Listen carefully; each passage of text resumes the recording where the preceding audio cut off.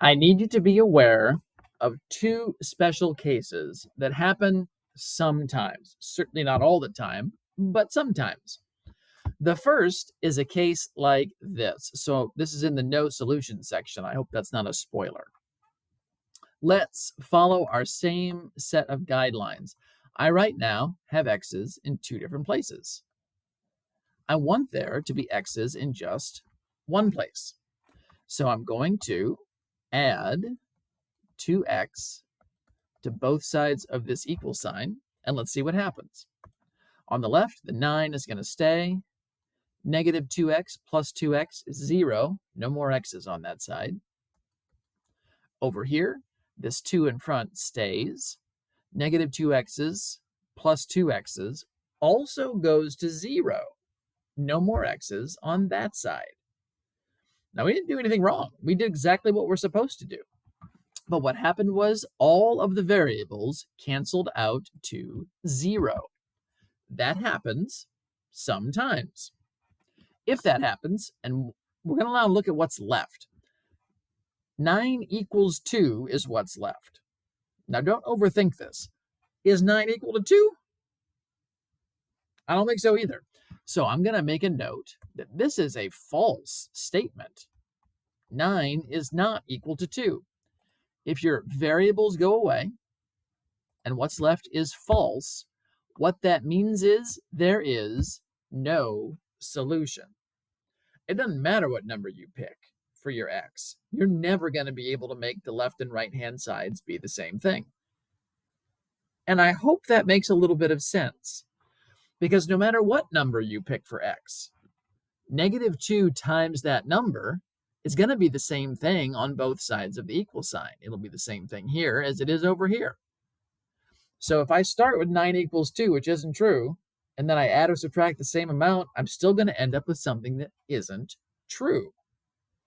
So that pattern again, if your variables go away completely and what you're left with is false, then you have no solution to that equation. There is a second case that's pretty similar, but the conclusion is going to be different. Let's do the same thing. I notice here that I got y's in two spots, different sides of the equal sign. When that happens, we want to get it so there are y's on just one side of the equal sign. The way to do that this time is by adding 3y. Negative 3y plus 3y goes to 0. We're left with just the 5. Over here, the 5 stays. Negative 3y plus 3y. That also goes to 0. This time, though, what we're left with is something true. 5 is equal to 5. This time, what that means is our variables went away to 0. We were left with something true.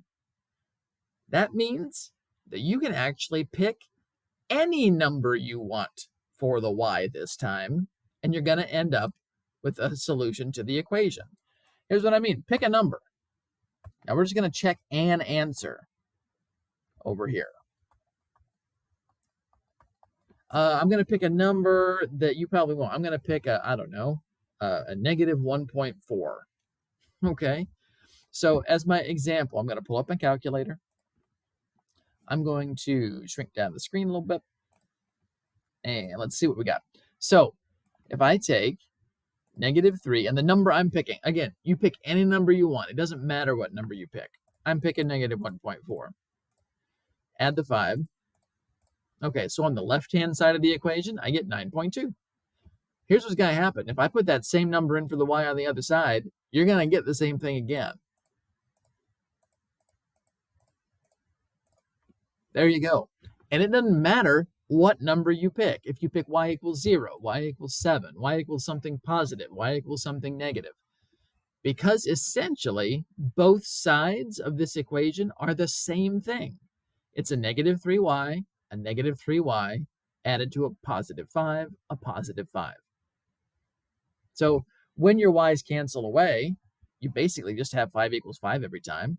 And so you're going to have something true. It doesn't really matter what variable you start with. When that happens, what you should write is that there are infinitely many solutions. That's because it doesn't matter what number you pick. So just say pick any number you want. So quick recap. Sometimes what you'll find is your variables end up canceling to 0 completely. If what's left is false, like 9 equals 2, that means there is no solution. No number makes the equation true. If what's left is a true statement, then there are infinitely many solutions. You can put any number you want in for the variable, and you'll get the same thing on both sides of the equal sign.